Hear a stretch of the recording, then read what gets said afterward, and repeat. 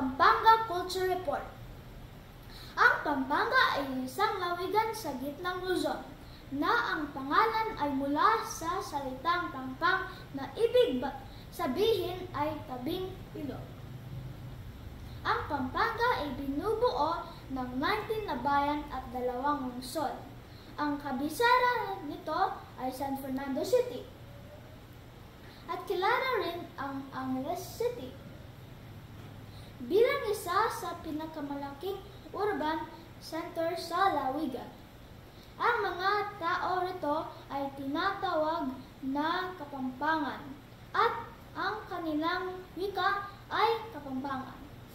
Kilala ang Pampanga bilang ng culinary capital of the Philippines dahil sa masarap na pagkain tulad ng sisig, tocino, at mga kakanin gaya ng turones de casul.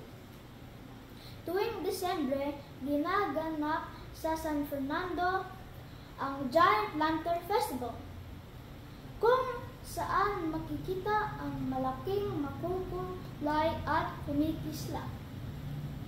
Bukod dito, mayaman din ang Pampanga sa mga makakaysayang lugar tulad ng Clarkfield na dating isa sa pinakamalaking base militar ng Amerika. Asya na ngayon, bahagi na ito ng Clark Freeport Zone, nakilala sa turismo, negosyo at mga pasyalan gaya ng Aquaplanet at Dinosaur Island. Muli, ako si Zion Glenn G. Massa, reporting.